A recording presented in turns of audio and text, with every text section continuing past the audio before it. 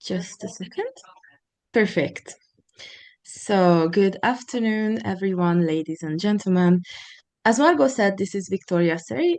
I'm responsible for the international affairs of the Union of Hungarian Women Association, and it is my great pleasure to welcome you all on behalf of our organization, which was founded in 2013. Today, as you know, we're hosting the UN CSW parallel event titled Justice, Rights and Women's Leadership for Inclusive Societies in cooperation with FAO, for which I would like to thank Ms. Dono Abdurazakova, Senior Gender Equality and Social Protection Advisor at FAO. And the aim of this event is to explore how strengthening access to justice, protecting women's rights, and supporting women's leadership can contribute to building a more inclusive, resilient, and equitable society. We're honored to welcome distinguished speakers representing governments, international institutions, civil society organizations, and business networks who will share their experiences and perspectives from different regions and sectors. The event will be recorded, as you now know, and conducted online in English, and it will approximately last 1.5 hours. Before we begin, I would like to briefly mention a few housekeeping rules. So please kindly keep your microphones muted during the event. And if you have any questions, feel free to write them in the chat box. Due to time constraints, we may not be able to respond to your questions during the event. However, the Union of Hungarian Women Association, as the organizer of today's event, will collect the questions and forward them to the relevant speakers. And then the answers will be sent back to the participants who raised the questions. So thank you very much for your cooperation, and we hope you will enjoy our event. And now it is my great pleasure to give the floor to our president, Margot Batyány-Schmidt. So, Margot, the floor is yours. Thank you, Victoria.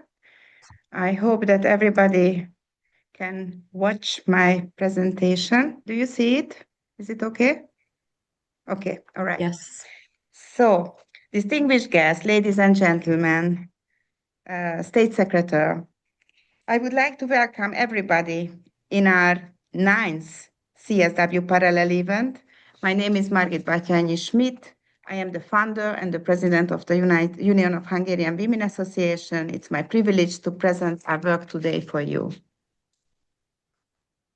Our organization, the Union of Hungarian Women Association, was established in 2013 with 17 founding members on international standards with the aim of bridging gaps.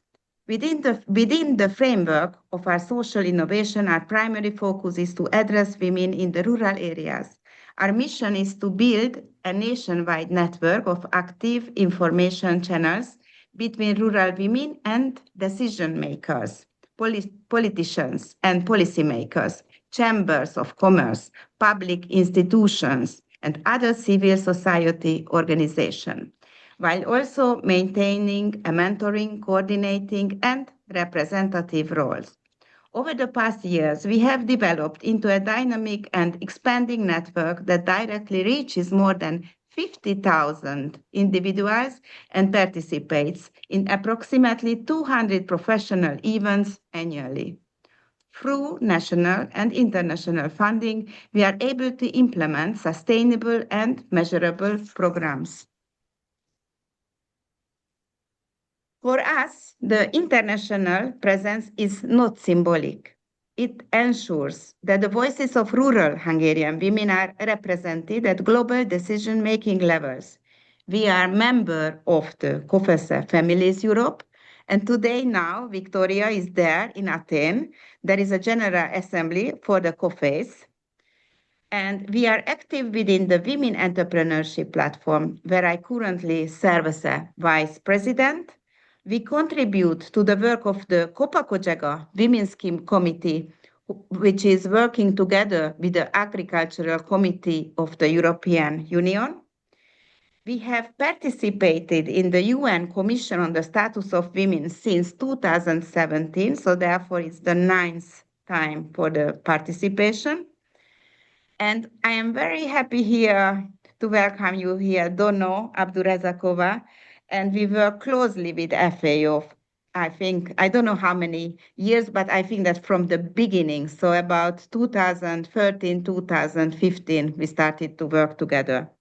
And since 2019, we have had special consultative status at the United Nations Economic and Social Council. Let me introduce some of our works. This is the GOEA. This is an international engagement is further strengthened through our participation as several European funded collaborative projects. So this is the GOEA. Erasmus Plus project, and we provide structured entrepreneurial education for rural women, especially those in net. The net, it means not in employment, not in education, and not in the training situation, and with the migrant backgrounds, helping them build sustainable future in agriculture and related sectors. Our next project, this is the ENAG. Now we will finish it at the end of March. Within the ENAC project, we act as a Hungarian consortium leader in developing a cross-border digital ecosystem supporting young female agripreneurs in the Hungarian-Serbian border region. ENAC aims to increase self-employment opportunities in rural areas by developing a comprehensive program that uses modern tools to increase the competencies, skills, and practical knowledge of unemployed, hard-to-employ women, but also includes support for vocational trainers, career counselors, agronomists, students, and graduates, and response to local labor market need. Our next new project is the Meet the Grapes of Change. In the Grapes of Change project, funded under the EU SERV Daphne program, we participate as the only Hungarian partner in addressing gender-based violence in the wine sector. This initiative is about justice as much as it is about safety, which resonates with this year's CSW priority theme. Gender-based violence is rooted in structural inequality, silence, and power imbalance, particularly in rural and traditionally male-dominated sectors. Through research and data collection, we aim to make these hidden realities visible and measurable. We implement awareness campaign and provide practical training for companies to establish safer, more accountable workplaces. We also engage in policy dialogue to translate findings into long-term standards and systemic change. Because justice for women means not only protection, but equal opportunity, dignity, and voice. The foundation of our most recent program lies in our successful Talent A initiative, which we implemented twice in Hungary in cooperation with Corteva AgriScience. And of course, I don't have to mention it, but we met with the Corteva because of the FAO, don't know, with support of FAO, who facilitated in initial partnership. Building on the experience and impact of Talenta A, in 2026, we launched the Business Environment Developing Program, called Hungarian UKFP, Talenta Hub, which is a 2-year regional entrepreneurship development program covering all 7 regions of Hungary. It combines online and in-person modules, integrating artificial intelligence, digital safety, financial literacy, and modern entrepreneurial thinking. Each regional cohort concludes with a project competition to encourage innovation and practical business development. In order to ensure that our programs respond to real needs, we conducted research to better understand what women entrepreneurs require most, particularly in rural environments. Our findings show that women need strong digital development and management skills. They also need to think in systems and processes to build innovative, complex, and sustainable businesses. At the same time, we believe that women are naturally strong in many of these areas. They are often excellent at multitasking, long-term thinking, and creating value in complex environments. However, talent alone is not enough.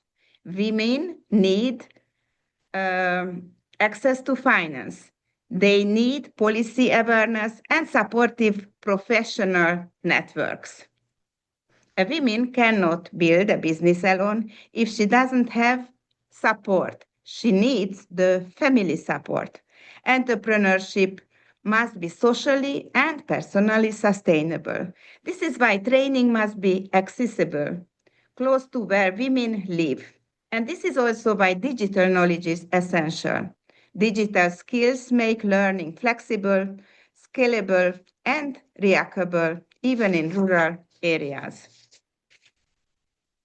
And let me share you our biggest thing from the last year. It was in December.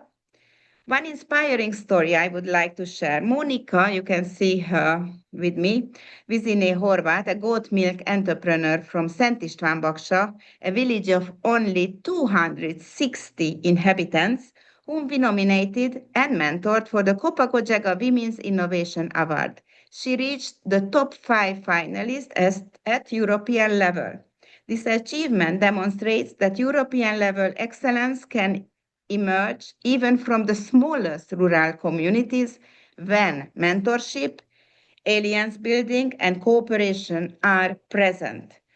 And this brings us to our broader commitment, empowering women for the stronger future. We believe that as the woman is, so is the family. As the family is, so is the child. And as the child grows, so grows the next generation. The Union of Hungarian Women also addresses men and families because strong and healthy communities require shared responsibility and cooperation. Allow me to close with the guiding principle of our work. We have to empower women so that they gain skills, courage, curiosity, faith, and performance-oriented mindset. If our work has resonated with you today, we would be honored to explore potential cooperation. We believe strongly in cross-sectoral partnership between civil society, academia, public institutions, and the private sector. Please feel free to reach out to us. You can find our contact information here, and we warmly welcome dialogue, collaboration, and shared initiatives. Thank you very much for your attention. Thank you. Thank you very much, Margot, to this wonderful presentation and for sharing the experiences of NGO partnerships in EU project. I think this was very, very useful for us. And now it is my honor to introduce Dr. Zsófia Kont, State Secretary for Families at the Ministry of Culture and Innovation of Hungary. In her role, she works on advancing Hungary's family policy, initiatives, and strengthening opportunities for women and families in society. Although she couldn't join us today, she has kindly sent us a video message in which she shares insight into Hungary's effort to strengthen access to justice, family policy, and leadership opportunities for women. So let us now watch her video message.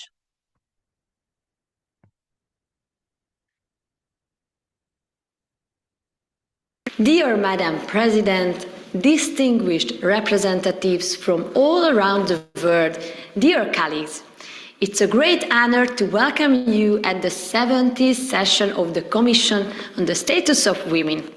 The theme of today's discussion, justice, rights and women's leadership, goes to the very heart of inclusive societies.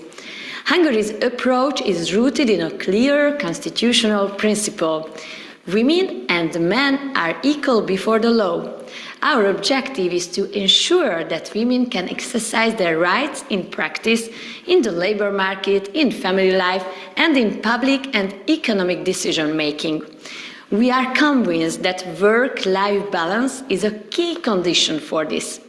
Our approach is based on the principle that those who are able and willing to work should have access to employment. Stable jobs and predictable income provide the foundation for a secure and foreseeable life and enable responsible decisions about starting a family. Income from work offers families the stability on which they can build their future, including the decision to have children.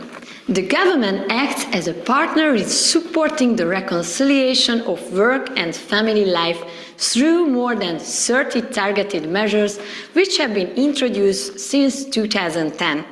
A comprehensive system of tax benefits, including personal income tax exemptions and housing support schemes, among others. Allow me to highlight a few key measures. Our tax-based approach plays a central role in this. Mothers benefit from substantial personal income tax reductions. Mothers raising 4 or more children are fully exempt from personal income tax since 2020. Women who have been a child before the age of 30 are exempt from personal income tax until the age of 30.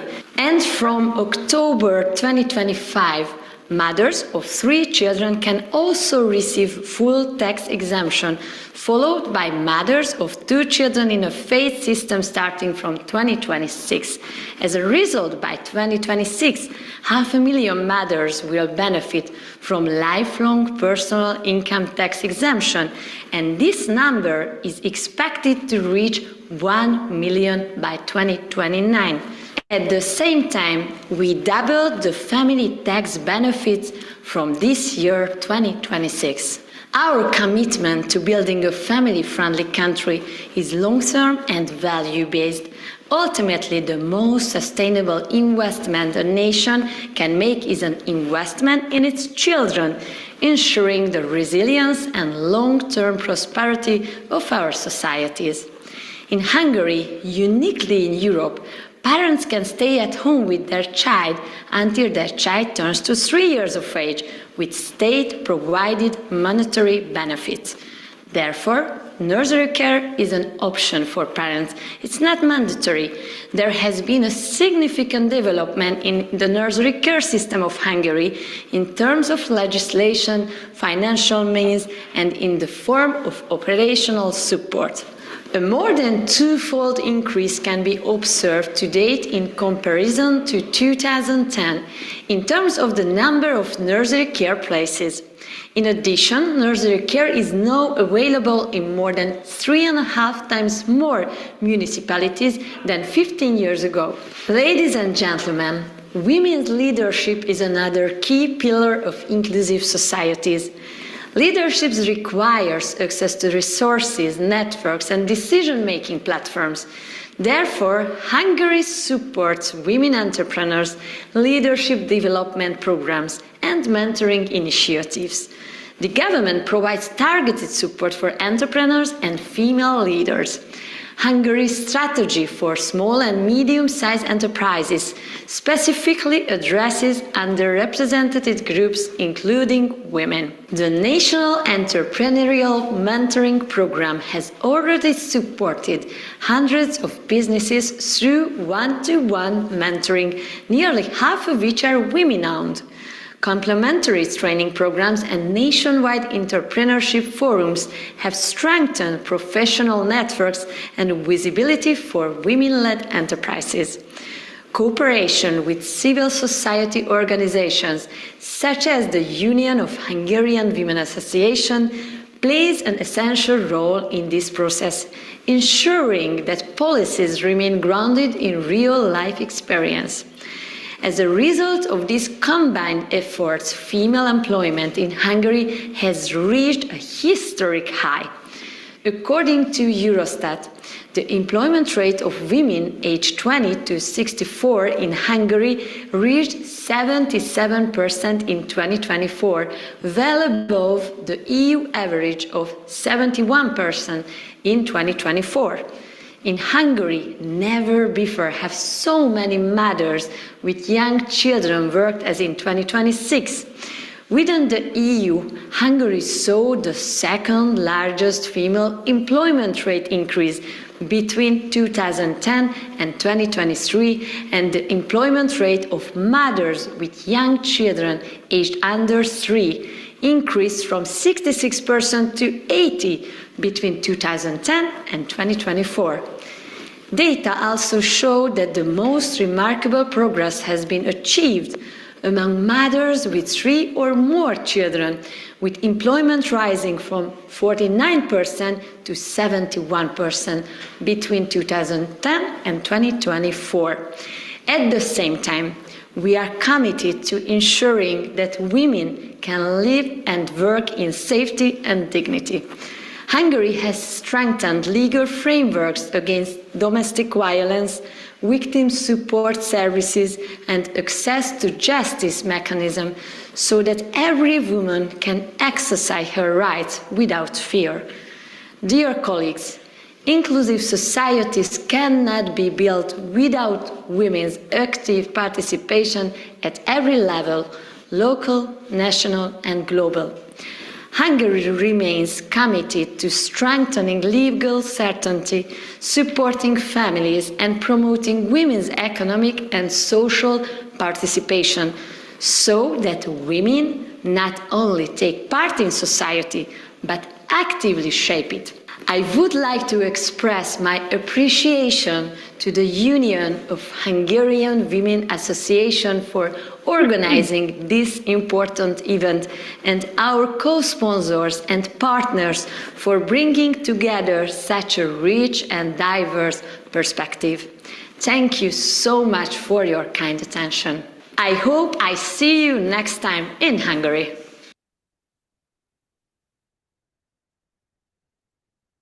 Yes, so we're very grateful for Dr. Zsófia Kranz for her insights into Hungary's effort to strengthen the access to justice and family policy. And now it is my great pleasure to welcome Dr. Gergő Kocsis, Deputy State Secretary for International Cooperation of the Ministry of Foreign Affairs and Trade of Hungary. Mr. Kocsis previously served as head of the United Nations Department, Secretary of the Danube Commission, and permanent representative of Hungary. He also held the position of Deputy to the Parliament Representative of Hungary to the Council of Europe in Strasbourg for 6 years. We're very happy that you were able to join us live today. And now let me give the floor to you. Thank you very much. And I would also like to welcome all of you. And first of all, let me express my great appreciation to the Union of Hungarian Women, as we are very happy to see that Hungarian civil society organizations actively participate in the different UN fora, including the CSW, by organizing side events, parallel events, and raising awareness. I would like to share a few thoughts with you on the multilateral engagement of Hungary at the UN in these subject matters. First of all, I would like to reiterate that Hungary maintains a profound and unwavering commitment to the promotion and protection of women's and girls' rights. And our effective and robust policy framework, which you just heard about from State Secretary Kont, is based on the fundamental value of equality, on women empowerment, and the promotion of participation, which is crucial in Hungary's position at the international level, including throughout the whole UN system. We are talking about inclusive societies, and in this regard, the economic empowerment is one of the key cornerstones of Hungary's policy framework regarding women's rights. Women's financial independence and security is a structural pillar of national resilience, and this is the most effective safeguard for the protection of their rights and their stability, which is also vital and interlinked with the protection of children, another very important topic for Hungary. And of course, as was also described by Madam President, this is especially important in rural areas and for those in vulnerable situations. We believe it is important to give all women the possible support so they can freely make decisions that help them find the most harmonious balance between their work and their private lives and in accordance with their life situations, needs, and plans. Our policies focus on reconciling work and family life, improving women's employment, as you just also heard from the State Secretary, and to reduce the employment-related obstacles. Now, this year's CSW theme on accessing justice for women and also the political participation is something that we also wish to reflect upon. In this regard, participation in political and public life, we consider addressing the root causes of inequality to be more effective than introducing quotas or different mandatory measures. Promoting women's participation by supporting their access to education and training opportunities is a more forward-looking and sustainable solution in the view of the Hungarian government. In this regard, I'm also proud to say that women are particularly well represented in the Hungarian Foreign Service. The first ever female ambassador was a Hungarian, Rózsa Schwimmer, and next year we will mark an important anniversary in this regard, which is an anniversary that is noted by UNESCO. And there are many Hungarian women diplomats serving all around the world, even contributing to UN peacekeeping missions. And just to add, our current permanent representative in New York is also a woman. And also in Geneva, we have a female ambassador, and she is actually the third consecutive female ambassador in Geneva. So we have a very active and committed role seen in the fields of culture, education, protection of minorities. But it must also be noted, as access to justice is one of the themes of the CSW, that another area where there is a very prominent presence is the justice system. And according to data from 2021, 70% of the judges in Hungary were women, which is very important, as in Hungary, all legal safeguards are in place for an equal access to justice for women, which is an issue of great importance. The rights and empowerment of women and girls deserve to stand high on the international agenda, which is very important when we think about how it is now a trend to link these issues to other groups. Hungary resists this linkage, and we think that this should be focused on separately. In this sense, it is also important to note that Hungary is a founding member of the Geneva Consensus Declaration and serves as its secretariat. Together with 39 like-minded nations, we prioritize women's health and the role of the family within our society. Despite numerous opposing trends, we continue to place women and family at the center of our policy. And through this coalition, we aim to emphasize their importance on multilateral platforms as well. The growing number of signatories to the Geneva Consensus Declaration shows how the international community's attitude shifts, and it is increasingly appreciates traditional values and family-centered perspectives. Hungary focuses on the long-term sustainability and stability regarding women's rights and participation. We urge that the same approach be implemented at the international level. Hungary has a successful working model for promoting rights of women and supporting families, and we are proud to share our best practices with all partners. Equality is fundamental, but there is always more that can be done to strengthen, encourage, and promote women's participation and equal standing. Violation of rights of women cannot be tolerated. International partners and cooperation are needed to ensure women across the world can live in safety, dignity, with full enjoyment of their fundamental rights. And this is the policy that Hungary is pursuing in the multilateral fora.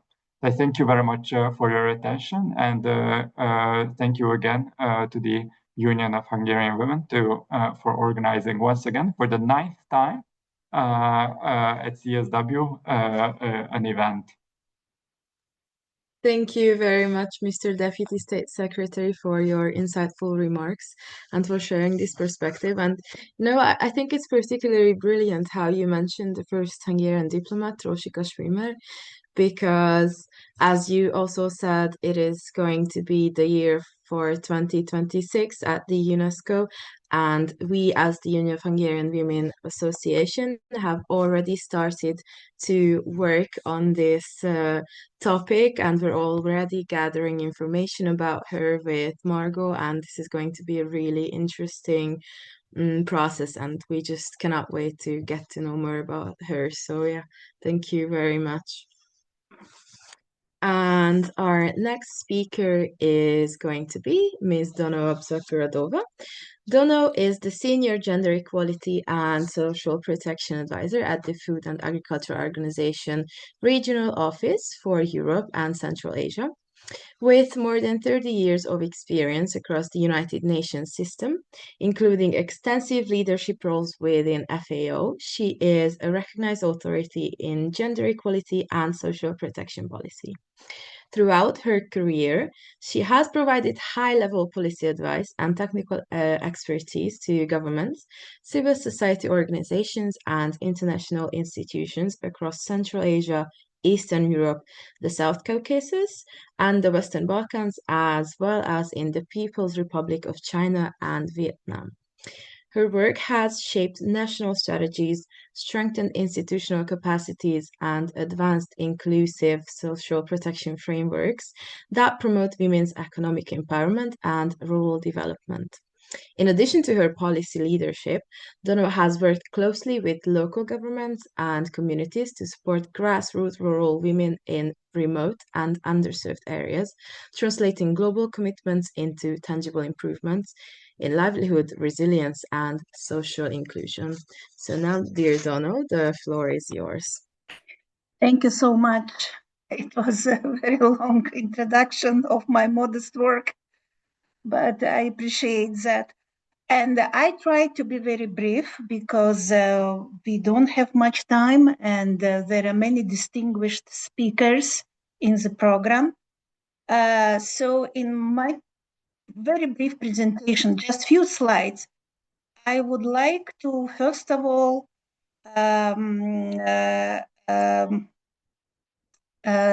inform everyone. I am sure that you know, however, yes, that's what I would like to remind all of us, that this year is announced by the United Nations as International Year of Women Farmers. So throughout the year, we are going to celebrate women farmers and the slogan, Empowered Women Transforming Agri-Food Systems. This is very important. This is very important because already it was mentioned by a Union of Hungarian Women that women provide significant contribution to food security. Unfortunately, their work often goes invisible and under-recognized. So by this, we have an opportunity to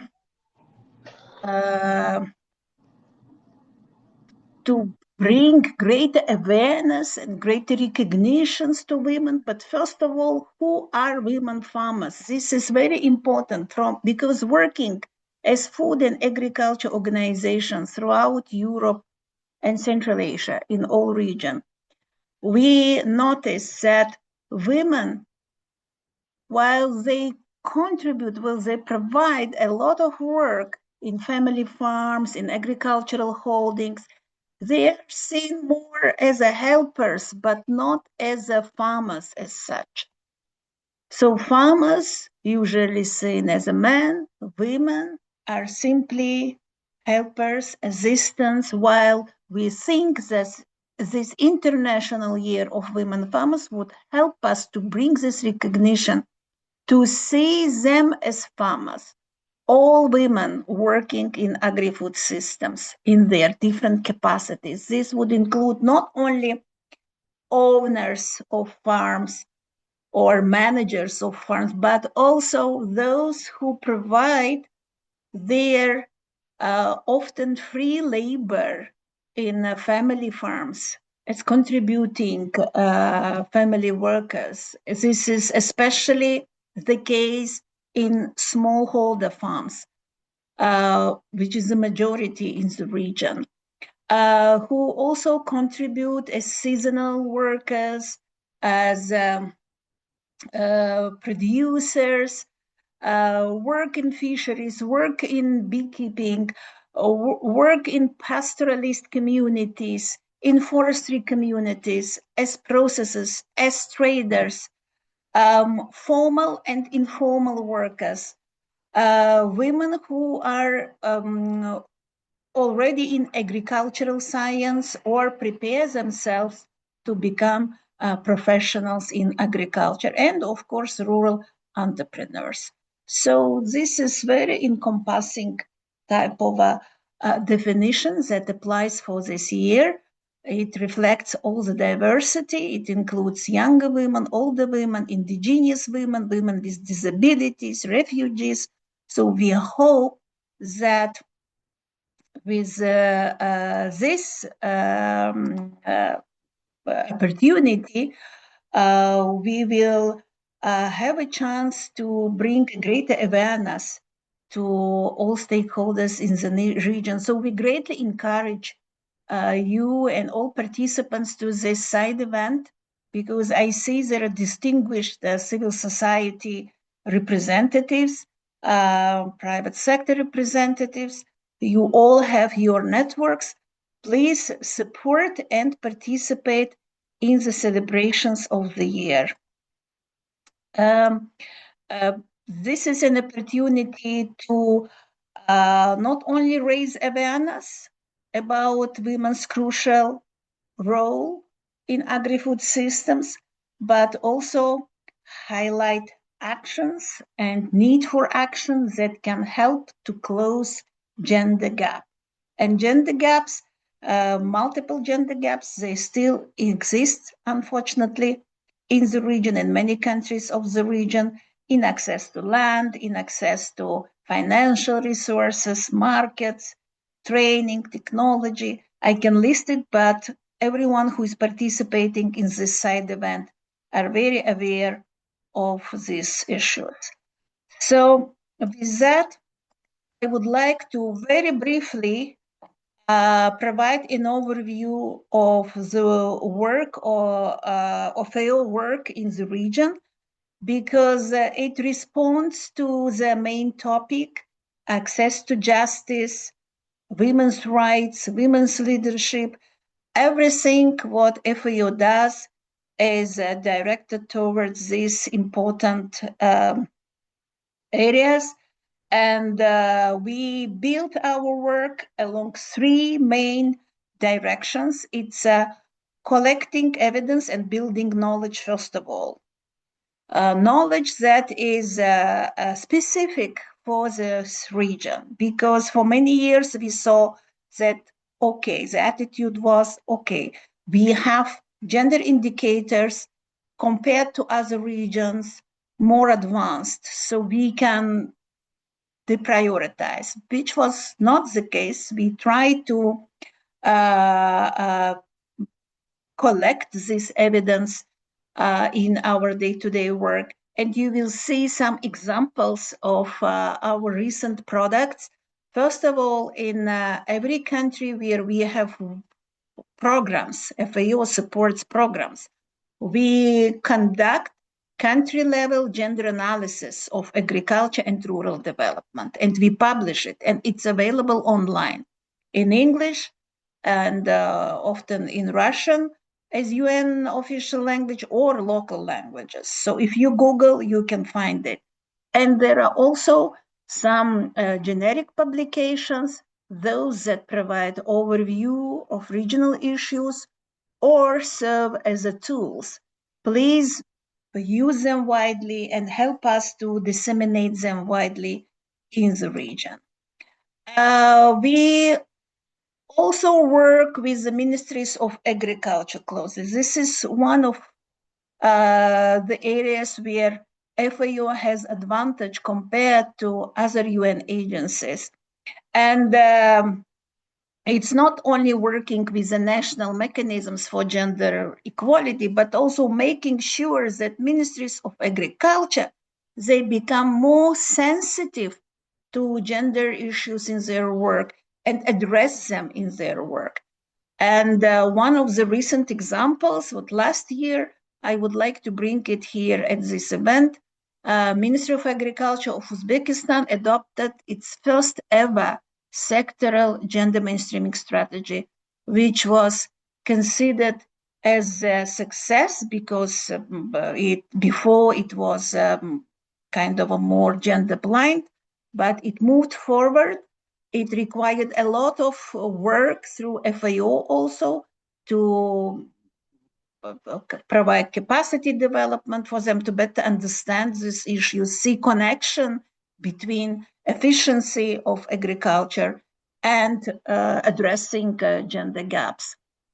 And they now have a gender action plan, which they're implementing together with other government entities. And similar work is underway, going on in Georgia, in Albania, and other countries of the region.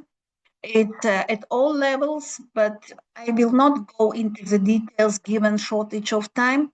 I shared my email. In case you have any questions, you need additional information, please do not hesitate to contact me to provide you with more details.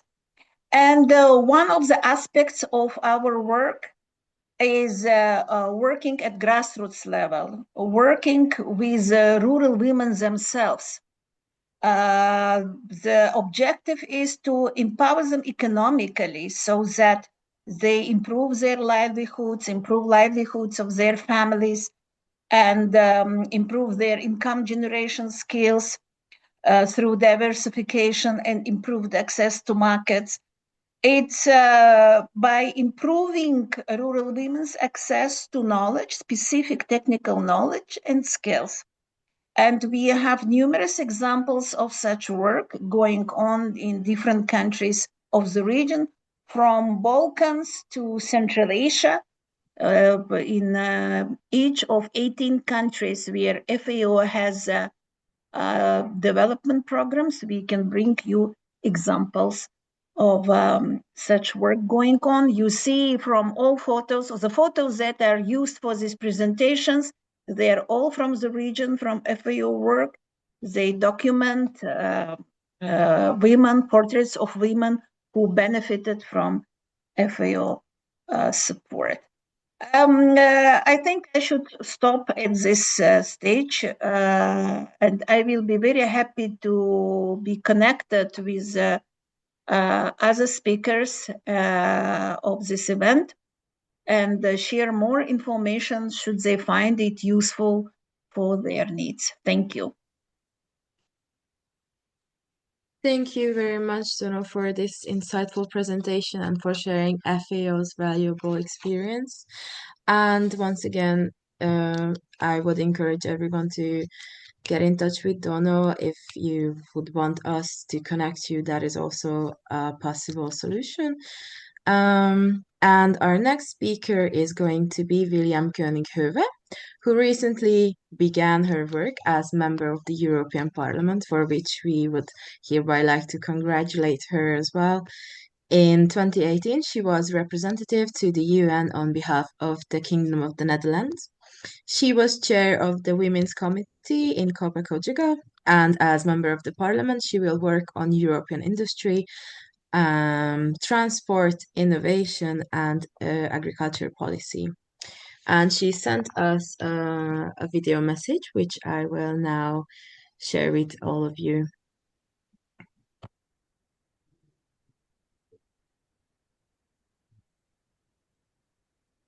afternoon. I'm very happy to virtually attend this meeting by sending you a video message. Recently, I became member of European Parliament. And besides that, we have an agriculture business in the Netherlands. And I've been also the chair of the women's organization in the agricultural sector on European level and on national level until 2022. And in our Christian Democratic Party, I've worked also with women items on national level and European level. And from finance perspective, for 3 years, I have been member of the supervisory board of Rabobank. And about the items of today, I've been involved in a committee giving input for the CSW70 agreed conclusions. And we influence also in the European Parliament to give input for the agreed conclusions. And my own experience, this year is the official UN year of the female farmers. And my experience in agriculture is that female farmers have less access to finance and less access to machinery and to land than their male counterparts. And additionally, we still see that women are less represented in decision-making bodies. And that's a problem, because when you're not on the table, you're at the table. We as women have to make sure that we are at the table and we spoke and we have influence in the discussions. And what can we do as women to become leaders in organizations? My experience is that first you need to have the knowledge. Investing in training helps you a lot to have the knowledge and to be sure about yourself, to have confidence. And stay close to yourself, because then you are the strongest. I wish you a very inspiring and educational session today.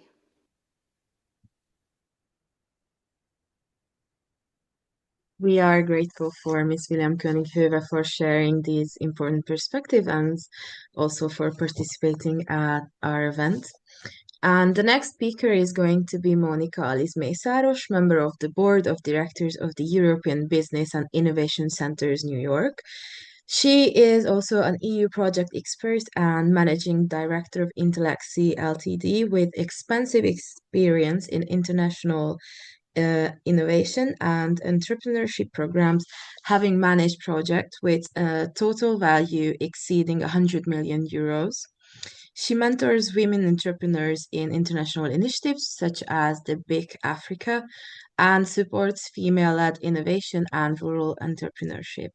She is also a contracted expert evaluator for the European Commission under Horizon Europe and has acted and dedicated reporter for Horizon Calls and founding member of the Union of Hungarian Women Association. And she's also the previous moderator of our CSW parallel events.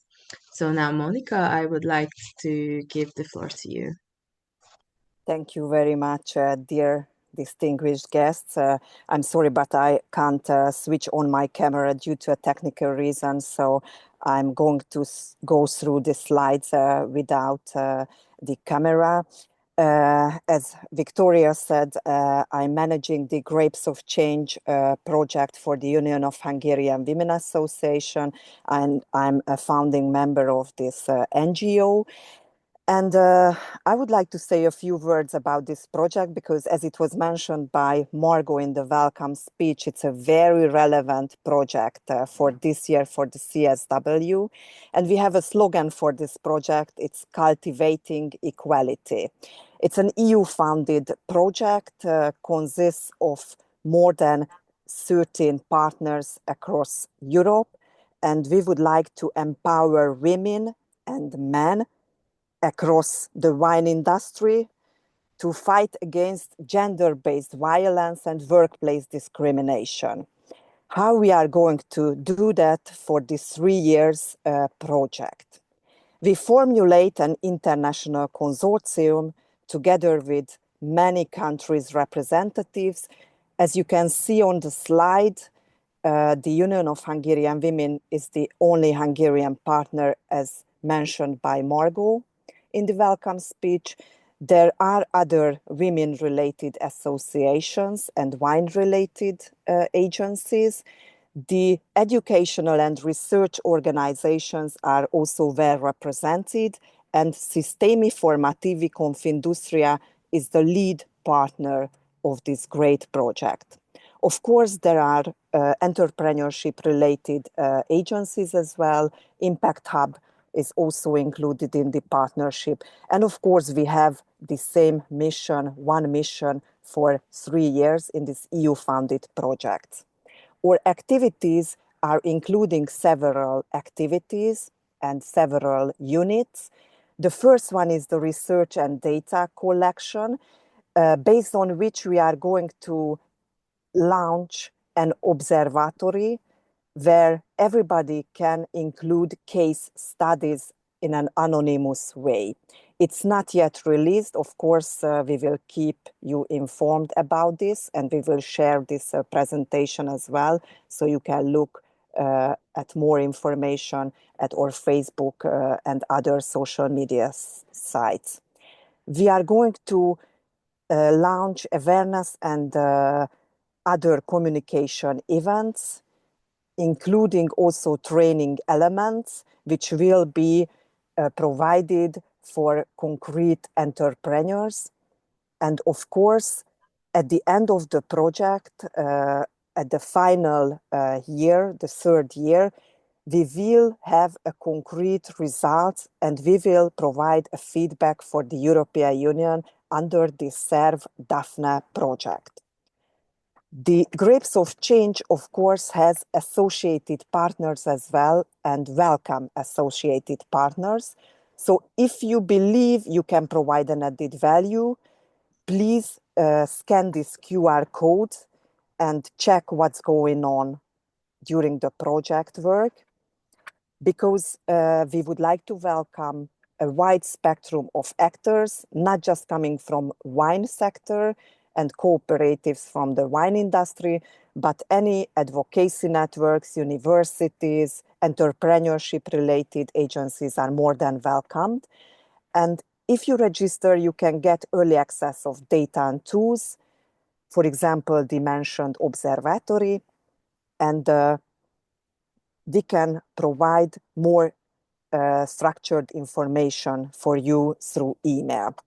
So please sign a commitment letter if you can, and join us in fighting all forms of discrimination, not just in the wine sector, but we will concentrate in this project to the wine sector especially.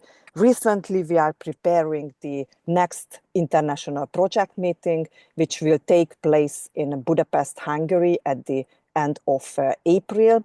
And here at my last slide, I would like to thank you for your kind attention, and I would like to invite you to check at the webpage of the project, write us if you would need more information, and check us at the social media and subscribe to our mailing list.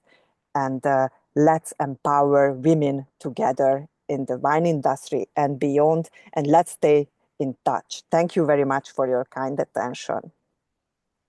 Thank you very much, Monica, for presenting the Grapes of Change project and for highlighting the importance of innovation. I think this was brilliant.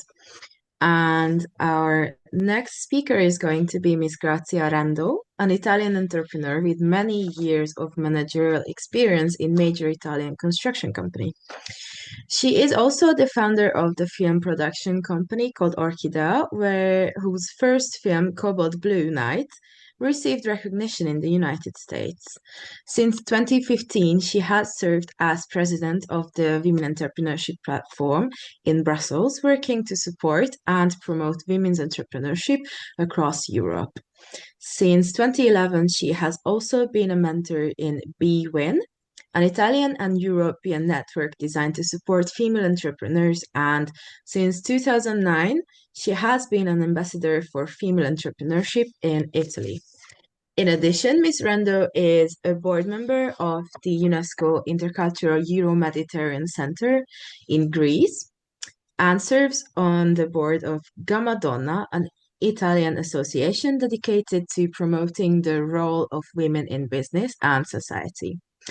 Through impulseforwomen.org in Spain, she is currently an ambassador connecting female tech entrepreneurs with social impact projects and investors.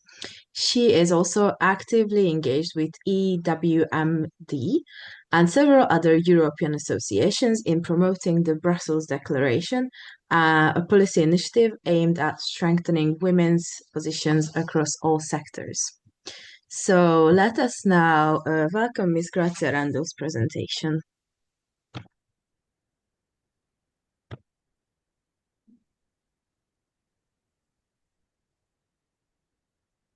Good afternoon, distinguished guests and colleagues.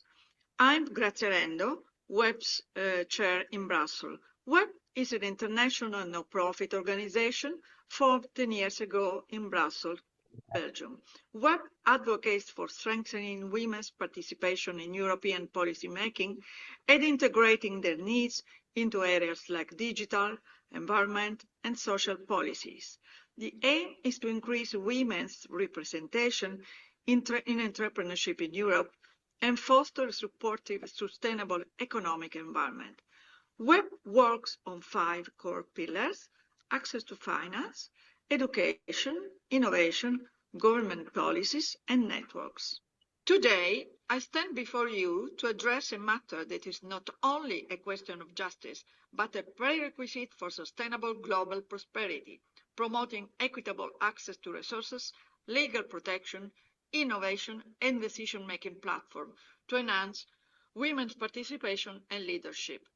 Across Europe and around the world, women are highly educated, skilled, and innovative, yet they remain underrepresented in corporate leadership, political institutions, and high-growth sectors such as technology and finance.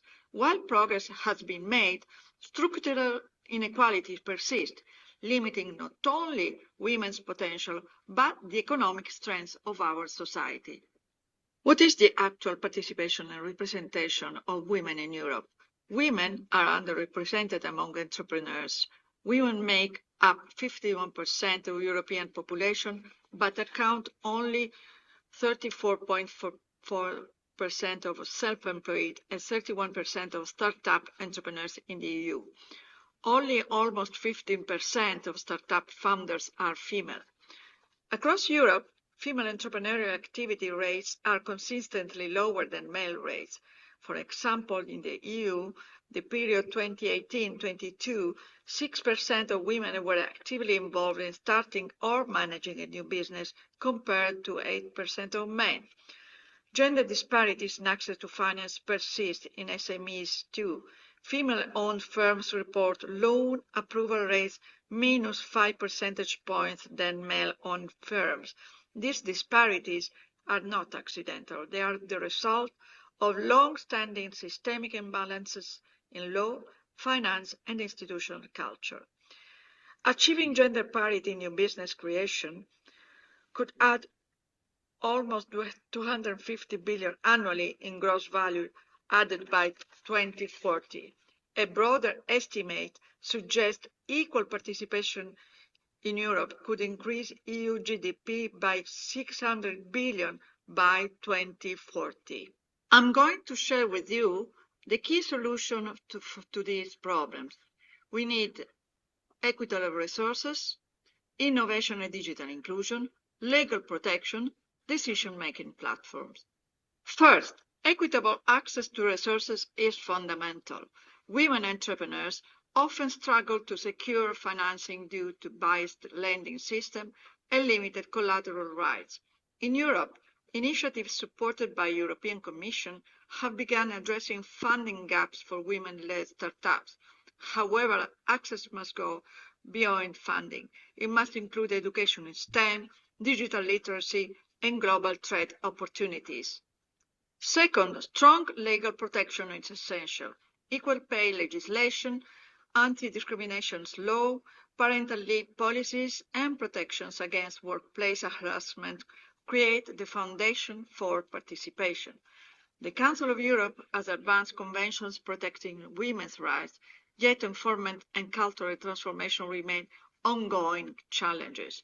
Legal frameworks must be effectively implemented and accessible to all women, including migrants and minorities.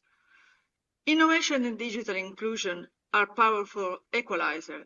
As the global economy becomes increasingly digital, access to technologies determines competitiveness. Supporting women in tech leadership, artificial intelligence, green energy, and sustainable industries is not optional, it is strategic. When women innovate, economics diversify. When women lead startups, job creation expands. Fourth, decision-making platforms must reflect the societies they serve, whether in parliaments, corporate boards, financial institutions, or international trade negotiations. Women's representation matters. Diverse leadership results in better governance, strong risk management, and more inclusive policies. Across Europe, board diversity quotas have demonstrated measurable impact, showing that intentional policy intervention can shift power structures. But our responsibility doesn't end at the European borders. It is an interconnected global economy. Supply chains stretch across continents. Trade agreements, development finance, and climate policies must integrate gender-responsive frameworks. Supporting women's economic leadership in Africa, Asia, and Latin America strengthens global stability. First, right-based entrepreneurship. Across Europe, women face unequal access to property or business registration rights, discriminatory labor and policies. By anchoring entrepreneurship in right legal identity, women can participate protection from discrimination, equal pay, anti-bias enforcement. We can ensure that women can participate with dignity. This is especially important for minorities, immigrants, or rural backgrounds who encounter many barriers. Right-based entrepreneurship is a foundation for long-term and sustainable economic participation. I would like to set out 5 important solutions: reform financial system to ensure inclusive capital access, strengthen enforcement of equality legislation, invest in education and digital transformation for girls and women, expand mentorship and cross-border networks, hold institutions accountable through transparent data and measurable targets. Let us commit today to building economic systems that are inclusive, innovative, and just, because when women rise, economic growth. What we need leadership programs tied with funding programs that nurture confidence and strategic capability. We need inclusive financial systems that close the investment gap. We need legal reforms that protect rights and ensure fairness. We need more inclusive innovation policies that elevate women's participation in the future of European economy, creating visible female role models in science, technology, expanding access to digital skills, AI literacy. We need more decision-making platforms where women shape policy and legal reform. So I would like to recommend that EU institutions and member states should integrate women's leadership and development into entrepreneurship and innovation policies, ensuring sustained investment in training, mentoring, and funding programs that empower women entrepreneurs. We need to promote inclusive entrepreneurial ecosystem. How? Support incubators, accelerators, and regional innovation hubs that focus on empowering women funders, especially in emerging sectors such as the green economy, digital industries, and agri-food innovation. Empowering women's entrepreneurship requires a holistic approach that combines leadership development, economic inclusion, and right-based entrepreneurship. When women gain leadership skills, equal access to financial resources, and protection of their economic and social rights, they are better positioned to start and grow. Such empowerment not only strengthens individual livelihoods, but also drives inclusive economic growth, innovation, and community development. Therefore, Promoting supportive policy capacity building and equal opportunity is essential to ensure that women entrepreneurs can fully realize their potential and contribute meaningfully to sustainable development. Empowering women entrepreneurs through leadership development, economic inclusion, and right-based entrepreneurship is not simply an agenda. It is an industrial policy and economic strategy. When women thrive, economic growth stronger. When women lead, communities prosper. When women innovate, society advance. Thank you so much. We're grateful for Ms. Grazia Arando's presentation. I think it provided a brilliant insight into this issue. And our next speaker is going to be Barbara Terenzi from WUSME. Barbara Terenzi is an entrepreneur from San Marino and also the president of WUSME, World Union of Small and Medium-Sized Enterprises, an international organization which is dedicated to supporting MSMEs globally with a special focus on women, youth, and developing economies. She also serves as president of the San Marino China Friendship Association and Confucius Institute of San Marino, reflecting her long-standing commitment to international dialogue and cultural exchange. And now I will show you her presentation.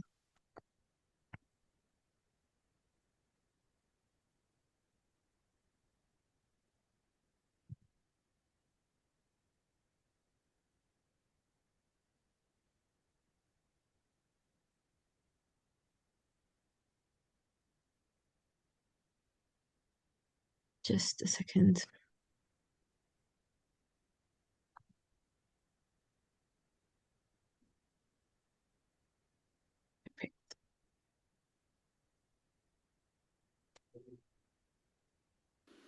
Distinguished delegates, ladies and gentlemen, it is a great honor to speak at this side event of the 70th session of the Commission on the Status of Women on behalf of the World Union of Small and Medium Enterprises based in the Republic of San Marino. WUSME is proud to be a recognized international organization with consultative status at the United Nations ECOSOC and strong partnership with key UN agencies such as FAO and UNIDO. This gives us a unique role. We act as a bridge between international institutions and the millions of small and medium enterprises around the world. We bring the voice of entrepreneurs, especially women entrepreneurs, directly to the international level, and we bring international commitment back to the ground where businesses operate every day. WUSME represents a global network of SMEs across Africa, Asia, Europe, and the Americas. Through our Permanent Commission on Women's Entrepreneurship and Social Issues, we speak for women entrepreneurs who are not asking for privilege, but for justice and equal opportunity. Today, we talk about three connected goals: women's economic rights, women's leadership, women's access to justice. There are not separate issues. They support each other. Without one, the others cannot work. Access to justice is not only about courts or lawyers.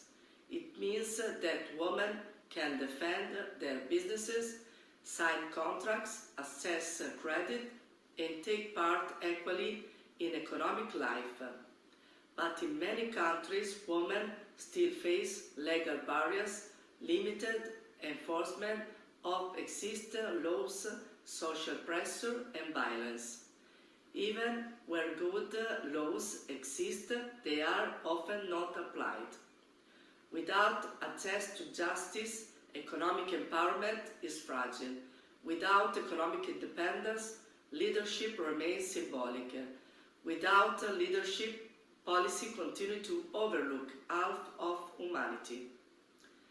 Women-led of the small enterprise are powerful tools for innovation and stability.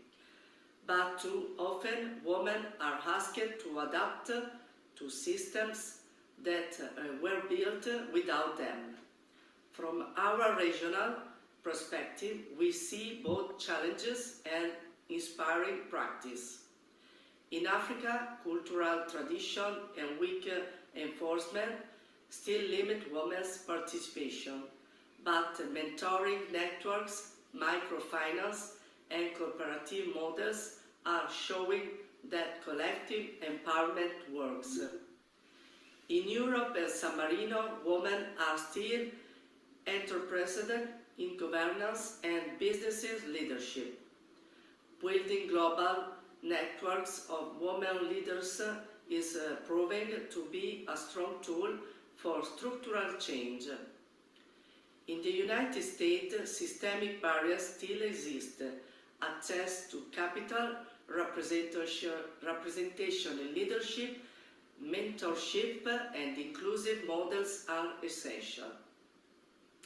In Asia Pacific, from India to Indonesia, and even in difficult contexts like Myanmar, one lesson is clear: economic empowerment alone is not enough. Women must also take part in decision making. Across all regions, one principle is consistent: when women gain economic independence, commitment prosper. But when women gain leadership, systems change.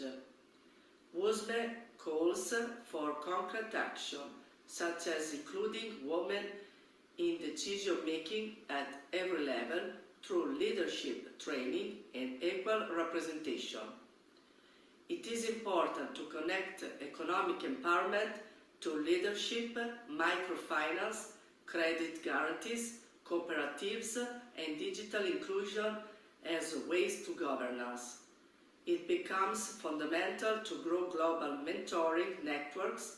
Women entrepreneurs need capacity building, digital skills, and international market access.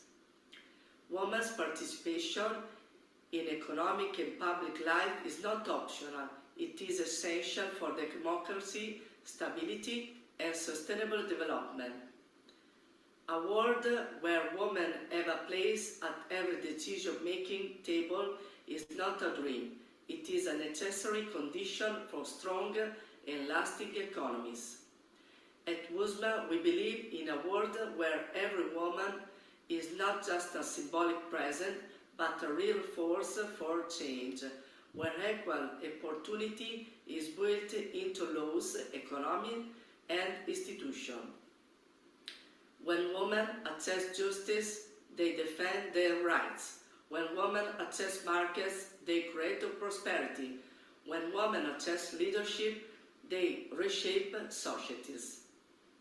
Women, reaffirming the commitment to advancing women's economic rights, building inclusive ecosystem, and creating global partnership for fair market access and sustainable women's leadership.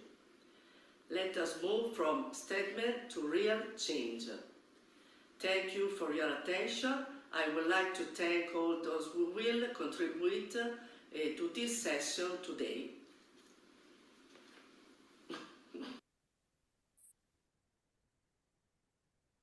We are very grateful for these valuable reflections on supporting women entrepreneurship and strengthening inclusive global business ecosystems. And our next speaker is Ms. Andra Fodor, President of Fotanos, a nonprofit organization dedicated to promoting employment and supporting disadvantaged and equal opportunity groups. Throughout her career, she has been strongly committed to social responsibility and to creating opportunities for those who face barriers in the labor market. As president of the organization, she is responsible for the strategic management of several initiatives, including the Új Városi Tanoda, basically an extracurricular program supporting Roma children in their studies and helping them spend their free time in a meaningful way. as well as the Women's Lab and NUC-NEC, Women's Self-Awareness Program. Together with her colleagues, she leads projects that promote the employability of women and support young people in entering and succeeding in the labor market. So now please welcome Andrea Fodor's remarks.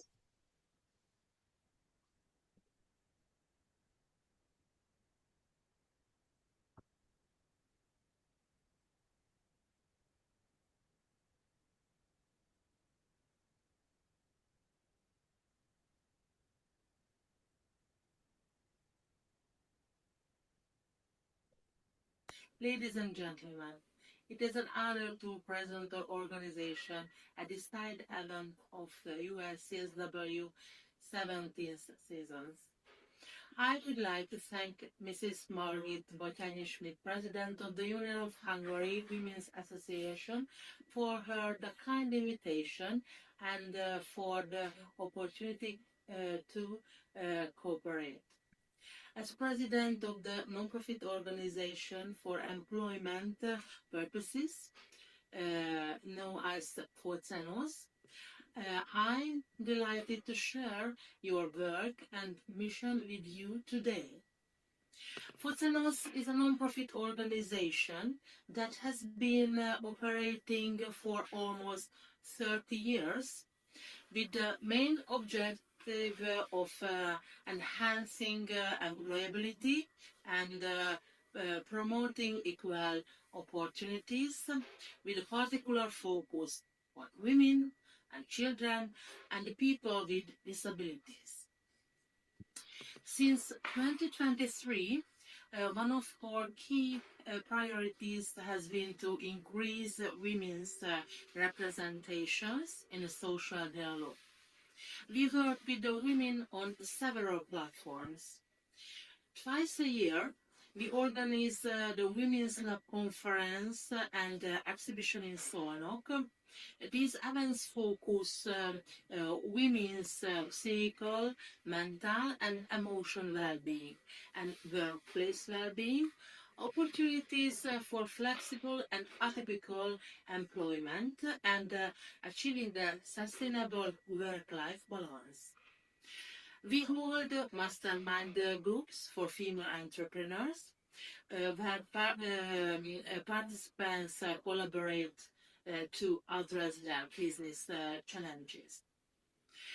Safe workplaces, occupational health, and workplace well-being are key focus areas. We also expand our services by involving experts such as law and mental health and coaches and economists. Our personality and organizational development training will be on 21 March. Over nearly 16 hours, we will work with women and female leaders for strengthening their leadership competencies and developing assertive behavior and enhancing this type communication. The contributes the development of strong, confident and assertive generation of leaders who can participate more actively in social engagement and economic development. We have created the Offered Business Circle. This is a networking and knowledge sharing platform that provides a space for goal-oriented entrepreneurs and particularly women in business. I would like to introduce my colleague, Anikó Fekete. She's Professional Director of FOCENOS. If you are interested about our work, please contact us via email fekete.anikó@focenos.hu. Thank you again the opportunity to Margot, and I would like to thank you your attention. As president of Oceanos, I wish you a successful and productive continuation of the meeting. Bye.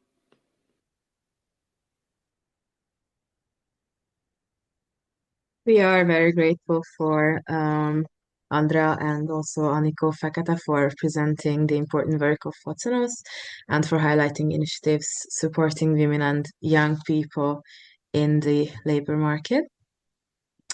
And our final speaker is going to be Adina Hill, who is the founder and leader of the Equalizer, so Egyenlítő Foundation, committed to help achieve equal opportunities for men and women at work.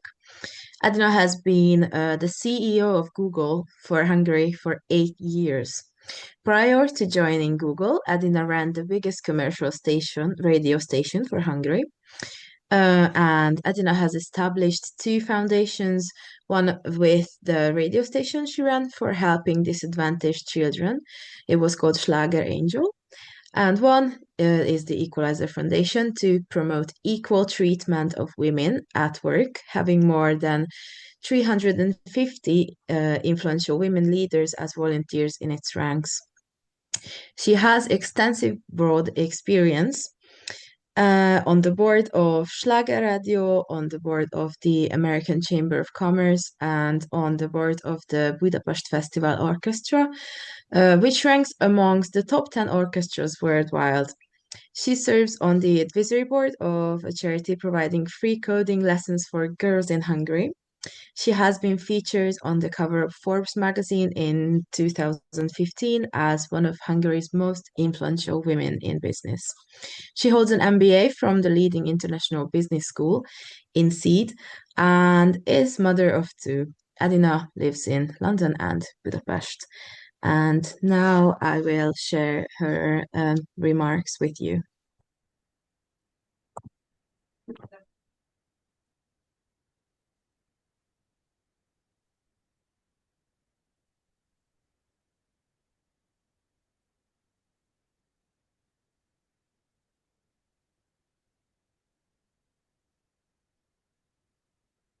Hello and good afternoon. I hope you are enjoying your conference, and thank you very much for the opportunity to introduce the foundation called Equalizer Foundation in Hungary that I have the privilege to be running for the last 6 years. My name is Adina Hill, and I'm the founder, the co-founder, and the manager of Equalizer Foundation, which is working in Hungary mainly. Our main aim is to work for workplace equality for all, but our special attention is actually on women in leadership. So our main mission really is to achieve a higher proportion of women in leadership position and in decision-making positions in Hungary, whether it would be in the public sector or private sector, in the arts, or in basically any territory. Hungary is not doing very well in terms of gender equality. We are the 26th out of the 27 EU members, so we do have plenty of work. And let me introduce you a little bit about what we're trying to do and what is the situation in our country. And I hope I will find the button to go on to the next presentation, to the next slide. There you go, I did find it. So we would like to hope that we are building a bridge to equality in Hungary. And as I said, we are trying to advance the workplace equality through systematic change. There is unfortunately systematic inequality in our country, just as it is in most countries in the world. We are not unique. But as I said, we could be doing a lot better, which would be a lot better for the economy as at large and for the whole Hungarian society. So our foundation is focusing on various activities, and we're doing quite a lot of activities in any given year. But our main aim really is to educate and to build awareness that women are not yet equal in our Hungary. Even though legally we have the same rights, Unfortunately, in practice, we do not have the same opportunities and we do not have the same barriers at work as men do. So we would like to close the gender gap in Hungary, and we'd like to give equal opportunity for everyone. We work a lot together with big corporates in Hungary, and a lot of them are very much interested and understanding the concept that it is better for them financially and economically to give opportunity for everyone. And we're trying to help them to become more accountable towards their employees, towards the whole society at large. Young generations nowadays are really thinking about where to work, and they do not want to work at places where women and men do not get the same opportunities to progress or to give their knowledge for the bigger good. And as I said earlier, our main aim is to promote women's leadership in economic decision making, also in political decision making, and every part of society and industry.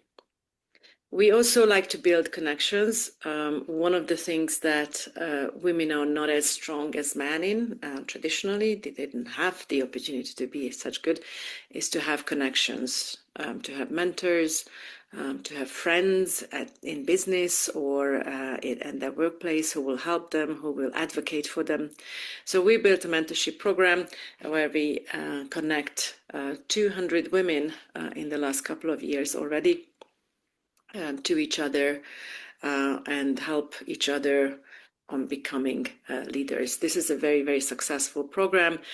You can check it out on our website, by the way. So hopefully we will do that, and you might join this mentorship program, which is always a very great opportunity.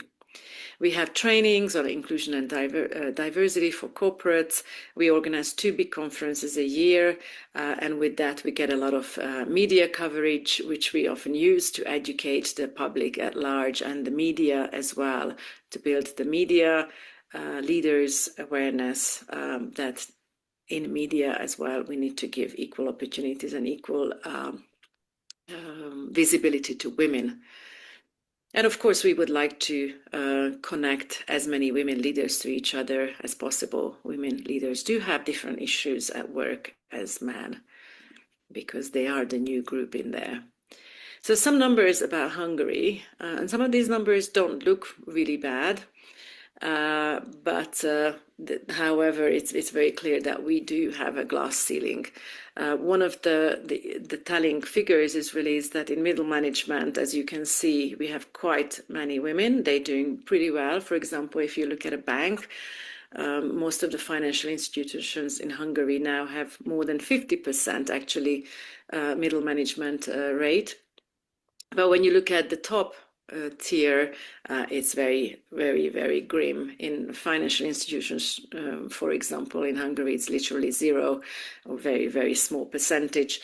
And in general, on executive leadership boards, it's supposed to be 19%. To be honest, I think that number actually declined in the meantime, because the whole political scene is becoming so strongly macho and male-dominated that corporates, unfortunately, need to follow, especially if they have any dependency on the government. And sadly, invisible work is one of the highest in the EU as well, at almost 3 hours a day for women. Less than half of that is for men. So that is a real barrier to actually getting ahead at work if you have that. Our foundation teaches that and promotes that and really believes in that equity is good for business, it's good for our financial and economic results. For any given company, it's a competitive advantage if they have it, especially if the other companies in that industry do not have it, which seems to be very persistent. And let's face, the decision-making table is not a limited resource. the pie or the pot we're cooking at, it becomes bigger if we can include all sorts of people we haven't included before in the cooking of it. Diverse groups bring better decisions. We have plenty of evidence of that, and this is something that we regularly manage to bring forward and make leaders aware of. We need to change the cultural DNA of companies and of societies in order to let women progress. And as I said, unfortunately, we are lagging behind at EU level, and that is really limiting our GDP growth and our happiness index. Our country needs to be more equal, all the other countries too, but we have even bigger mandate to catch up in the EU. It shows in the fact that young people at large are leaving the country. Women leaders and LGBTQI people are making other countries their home. They're paying taxes there, and they make helping those economies to grow, because unfortunately they cannot find their place and they cannot find enough opportunities in our country to flourish. I hope that you're going to have a good conference today. Please think of us, think of Hungary, and think of our foundation as well. Please support us in every way you can. This is a cause that will make everyone grow. Thank you very much for your attention.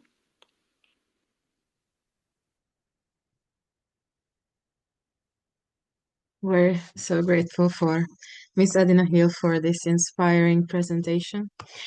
And now, dear participants, as we come to the end of today's event, I would like to express my sincere gratitude to all of you and our distinguished speakers and guests for their inspiring contributions and valuable insights.